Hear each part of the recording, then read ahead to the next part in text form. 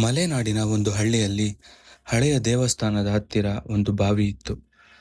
ಹಳ್ಳಿ ಜನರು ಸೂರ್ಯಾಸ್ತದ ನಂತರ ಆ ಬಾವಿಯ ಹತ್ತಿರ ಹೋಗುವುದೇ ಇಲ್ಲ. ನೀರು ತುಂಬ ಸ್ವಚ್ಛವಾಗಿತ್ತು, ಆದರೆ ಚಂದ್ರನ ಪ್ರತಿಬಿಂಬ ಮಾತ್ರ ಅದರಲ್ಲಿ ಸರಿಯಾಗಿ ಕಾಣಿಸುತ್ತಿರಲಿಲ್ಲ.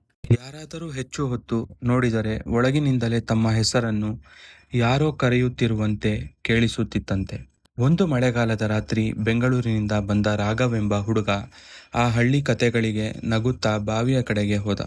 ಮಳೆಯು ನಿಂತಿತ್ತು. ಸುತ್ತ ಮಣ್ಣಿನ ವಾಸನೆ, ಕತ್ತಲೆ ಮತ್ತು ದೂರದಲ್ಲಿ ಕಪ್ಪೆಗಳ ಶಬ್ದ. ಅವನು ಟಾರ್ಚ್ ಹಾಕಿ ಬಾವಿಯೊಳಗೆ ನೋಡಿದಾಗ ನೀರಿನ ಮೇಲ್ಭಾಗದಲ್ಲಿ ಒಂದು ಕೆಂಪು ದಾರ ತೇಲುತ್ತಿರುವುದು ಕಂಡಿತು. ಅದೇ ಕ್ಷಣದಲ್ಲಿ ಒಳಗಿನಿಂದ ಒಂದು ಮಹಿಳೆಯ ಧ್ವನಿ ಬಹಳ ನಿಧಾನವಾಗಿ ಹೇಳಿತು, "ಅದನ್ನು ಎಳೆಯಬೇಡ." ರಾಘವ ಹಿಂದೆ ಸರಿದ, ಆದರೆ ಅವನ ಟಾರ್ಚ್ ಬೆಳಕು ಕ್ಷಣಕಾಲ ಮಂಕಾಯಿತು. ಆ ಕ್ಷಣದಲ್ಲಿ ಅವನಿಗೆ ನೀರಿನಲ್ಲಿ ಒಂದು ಮುಖ ಕಾಣಿಸಿತು. ಅದು ಅವನ ಮುಖವಲ್ಲ.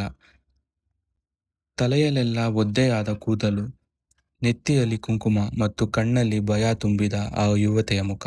ಮರುದಿನ ಹಳ್ಳಿಯ ಪೂಜಾರಿ ಅವನಿಗೆ ಸತ್ಯ ಹೇಳಿದರು. ವರ್ಷಗಳ ಹಿಂದೆ ಮದುವೆಯಾಗಿ ಬಂದ ಒಬ್ಬ ವಧು ಮಳೆಯ ರಾತ್ರಿ ಆ ಬಾವಿಯ ಬಳಿ ಜಾರಿ ಬಿದ್ದು ಅಲ್ಲಿ ಸಾವನ್ನಪ್ಪಿದ್ದಳು. ಆಮೇಲೆ ಅವಳ ಆತ್ಮ ಆ ಜಾಗವನ್ನು ಕಾಪಾಡುತ್ತಾ ಅಪಾಯ ಬಂದಾಗ ಜನರಿಗೆ ಎಚ್ಚರಿಕೆ ಕೊಡುತ್ತಿತ್ತಂತೆ. ಅದನಂತರ ರಾಘವ ಹಳ್ಳಿ ಕತೆಗಳನ್ನೇ ನಗುವಂತೆ ಮಾತನಾಡಲಿಲ್ಲ. ಹಳ್ಳಿಯಿಂದ ಹೊರಡುವ ಮೊದಲು ಅವನು ಬಾವಿಯ ಬಳಿ ಹೂವು ಇಟ್ಟು ಬಂದ.